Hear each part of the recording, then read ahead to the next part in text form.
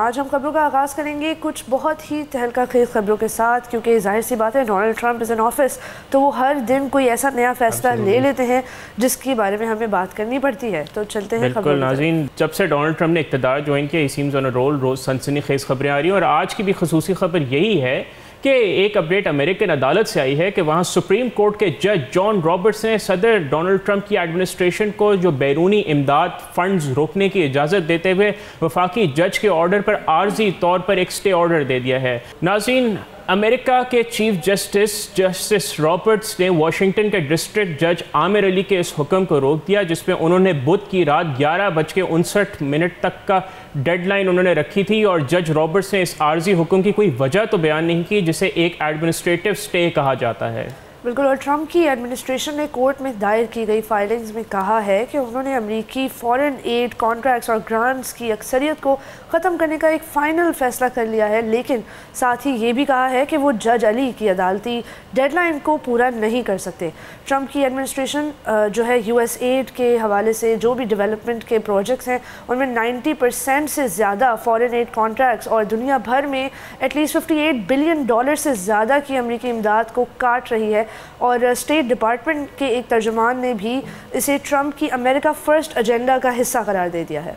नाज़रीन, इस foreign add funding का तनाज़ा एड ऑर्गेनाइजेशंस की तरफ से दायर करदा 2 मुकदमात से पैदा हुआ, जिसमें इल्ज़ाम लगाया गया है कि एजेंसीज़ ने गैर कानूनी तौर पर तमाम फॉरेन एड पेमेंट्स फ्रीज़ कर दी हैं। सदर डोनाल्ड ट्रंप की एडमिनिस्ट्रेशन ने 13 फरवरी के जज आमिर अली के आर्जी हुक्म के बावजूद इन पेमेंट्स को बड़ी हद तक फ्रीज़ रखा है, जिसमें कहा गया था कि उन्हें रिलीज़ किया जाए। उसके बाद भी मुतादिद अहकामात जारी किए गए हैं कि एडमिनिस्ट्रेशन उन पर अमल करे, जिसका आखिरी हद बुध की रात का डेडलाइन था। और यहाँ पे इंटरेस्टिंगली कुछ payments I think US in the last week release की गई। पूरी दुनिया में फंडिंग और एड को रोक दिया गया है, एड्स के प्रोग्राम्स को बहाल नहीं किया गया, न्यूट्रिशनल वैल्यू के हिसाब से जो भी प्रोग्राम्स थे उनको बंद कर दिया गया है। और आपको नाज़रीन ये बताना बहुत ज़रूरी है कि जो जस्टिस आमिर अली हैं, इन ये जो बाइडन के ज़माने में इनको तैनात किया गया था, तो ये वो वाहिद शख्स थे इस पूरे लीगल प्रोसेस में जिन्होंने अपनी तरफ से कुछ हद तक कोशिश की कि एड को इस तरह नहीं रोका जाए। यहाँ ये भी बताएं कि अमेरिकी जस्टिस डिपार्टमेंट के वकला का मौक़िफ़ ये है कि एडमिनिस्ट्रेशन का ये हक़ हासिल है, उनको ये हक़ है कि वो अपने मुआहिदों को मुअत्तल करें जब तक कि वो इनका जायज़ा ले रहे हैं, ये तयन कर रहे हैं कि आया ये वो एडमिनिस्ट्रेशन की पॉलिसी के मुताबिक हैं मुआहिदे या नहीं। और इसके साथ साथ ट्रंप एडमिनिस्ट्रेशन ने अपनी नई फाइलिंग में कहा है कि ये जायज़ा अब मुकम्मल हो चुका है।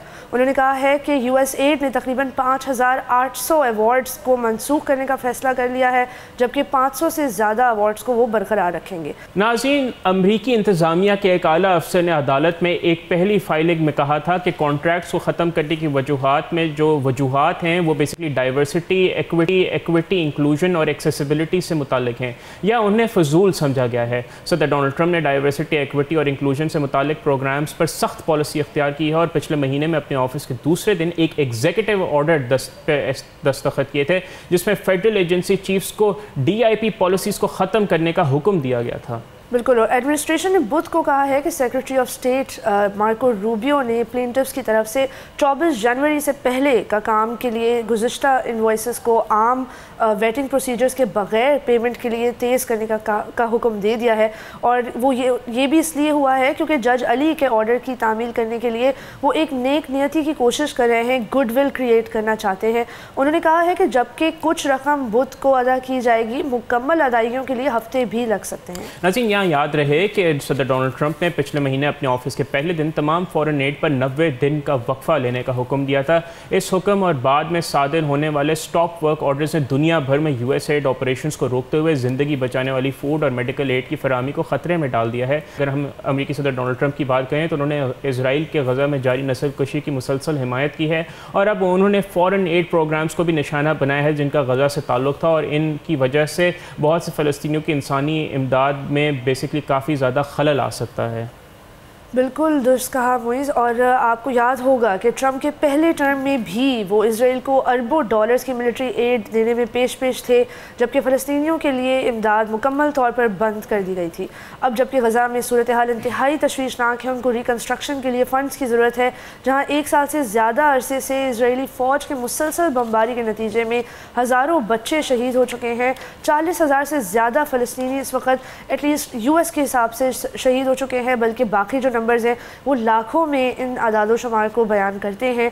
इस तमाम सूरत हाल के बावजूद ट्रंप का ये फॉरेन एड कट्स हालात को मज़ीद ख़राब कर सकती है। नाज़रीन, ये सिर्फ ये जो फॉरेन एड कट्स हैं सिर्फ गज़ा को मुतासर नहीं करेंगे, बल्कि दुनिया में वो तमाम ममालिक जहाँ इंसानी बहरान जन्म ले चुके हैं वहाँ पे बेसिकली अमेरिकन इमदाद का बहाव रुक जाएगा और ऑब्वियसली इसका इम्पैक्ट बहुत शदीद होगा इंसानी लिहाज से। और आलमी बरादरी इस फैसले पर तशवीश का इजहार कर रही है क्योंकि अमेरिका दुनिया में सबसे बड़ा इंसानी इमदाद फराहम करने वाला मुल्क है। तकरीबन 42% दुनिया की फ़ॉरेन एड अमेरिका से जाती है। और सिर्फ यही नहीं, डोनाल्ड ट्रंप की खारजा पॉलिसी में अमेरिका जो फ़र्स्ट का नारा है वो बज़ाहिर लग ये रहा है कि इंसानी इक़दार और बैनुल अक़वामी ताउन को नज़रअंदाज करता हुआ दिखाई देता है। तो लग तो यही रहा है कि अमेरिका फ़र्स्ट का नारा सिर्फ उन चीज़ों तक लिमिटेड है जिसमें डेवलपमेंट हो रही है, किसी हेल्थ केयर को की प्रोविज़न हो रही है।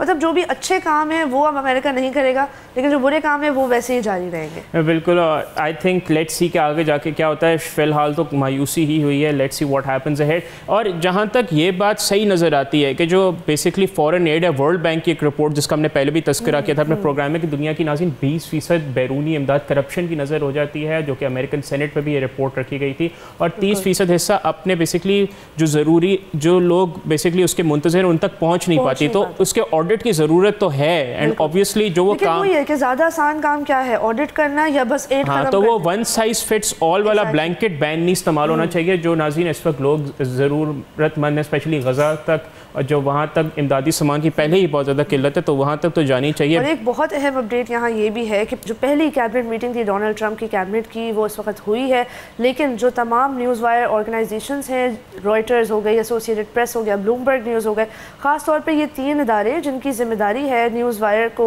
रन करना, इनकी वजह से ही हम जैसे तमाम जो ख़बरसां इदारे हैं हम आप तक की ख़बरें पहुँचा पाते हैं, लेकिन इनको ब्लॉक कर दिया गया, इनको कैबिनेट मीटिंग को नहीं अटेंड करने दिया गया। और ये एक नया प्रेसिडेंट सेट हो गया है जिससे अब डोनाल्ड ट्रंप चाहें तो किसी भी खबर को रोक सकते हैं, किसी भी खबर को दबा सकते हैं। तो ये एक बहुत ही ज़्यादा तशवीशनाक सूरत हाल डेवलप हो रही है। बिल्कुल नाज़रीन, ट्रांसपेरेंसी बहुत इंपॉर्टेंट है, चाहे वो फॉरेन एड की ट्रांसपेरेंसी हो या फ्लो ऑफ इंफॉर्मेशन की हो। तो आई थिंक जहाँ तक उनका फॉरेन एड के हवाले से वो कहते हैं कि ट्रांसपेरेंसी होनी चाहिए, वहाँ तक तो ये मामला ठीक है, लेकिन अगर उसका जो ट्रांसपेरेंसी पैदा करने का निज़ाम जो तख्लीक करना चाह रहे हो वो ज़्यादा ट्रांसपेरेंट हो तो बेहतर हो। सब्सक्राइब करें और बेल दबाएं ताकि कोई खबर रह न जाए।